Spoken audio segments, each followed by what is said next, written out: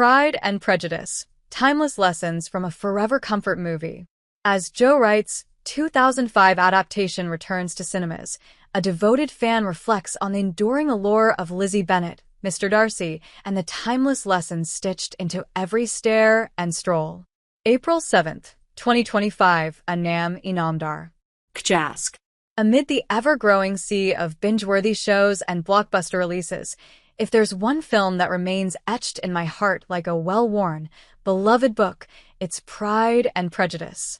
Specifically, the 2005 adaptation starring Keira Knightley as the headstrong Elizabeth Bennet and Matthew Macfadyen as the brooding, yet utterly irresistible Mr. Darcy.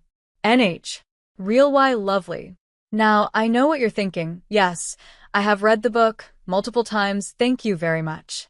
But there's just something about this particular film. The soft piano score, the misty morning walks, the longing glances, the famous hand flex by Mr. Darcy. Oh, the hand flex. That makes it my ultimate comfort watch. I've seen it over 1,000 times. S&D, I'm not exaggerating.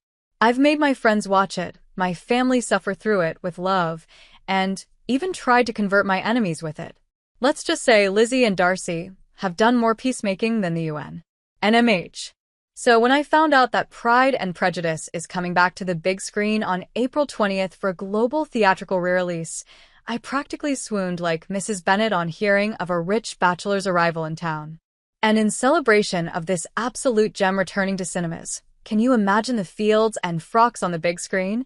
I've put together a few timeless lessons we've learned, and are still learning, from this iconic story. Pride can be a good thing sometimes. HJV. Pride often gets a bad rep, but let's be honest, a little bit of it goes a long way when it comes to self-respect. Elizabeth Bennet's pride isn't about arrogance. It's about dignity. She refuses to be with someone who doesn't see her worth, no matter how many acres he owns in Derbyshire. Her ability to stand tall in her values and decisions, especially in a world that expected women to bow their heads and marry rich, is one of her most admirable traits. Jane Austen really said, "Let women be proud and clever." We love to see it. Strong women don't wait around. GN. Elizabeth isn't sitting by the piano hoping a suitor will notice her. Instead, she's reading, walking, observing, questioning, living. She doesn't marry Mr. Collins just because it's the secure thing to do. She knows her worth and won't settle for less than love and respect. In an era where marriage was less about romance and more about financial survival, that was nothing short of revolutionary. And it still feels wildly relevant today. Stand up for yourself, even in a corset. JHBB. Whether she's sparring with Mr. Darcy, deflecting the Bingley sisters' snootiness, or holding her ground with the formidable Lady Catherine de Bourgh, Lizzie knows how to stand up for herself with grace and wit. She never yells, never plays the victim. She simply exists in her full truth, politely but firmly. It's a masterclass in confidence and self-possession.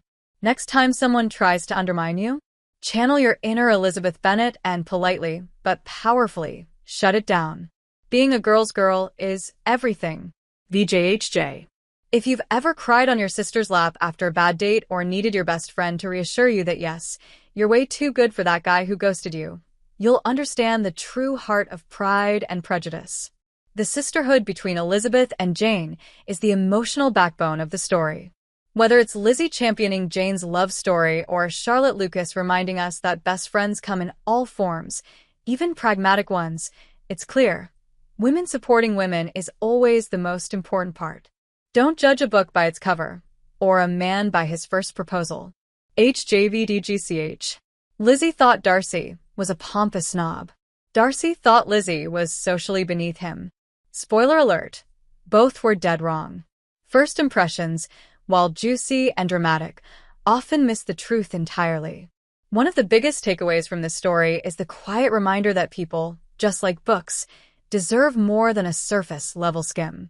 Whether it's a man with an awkward declaration of love, or someone with a cold exterior hiding a heart of gold, it pays to read beyond Chapter 1. Love evolves, it's not always fireworks at first sight. DHBSDJ. There's something undeniably swoon-worthy about Mr. Darcy's You must allow me to tell you, speech, but what really gets us is how their love slowly, tenderly grows. There's no grand montage, no instant infatuation. Just two people learning to understand, challenge, and respect each other. Their relationship is proof that love, the real kind, is built brick by brick through vulnerability, honesty, and growth. And yes, a little tension-filled dancing never hurts. So, as we prepare to bask once again in the lush English landscapes, sun-drenched ballrooms, and simmering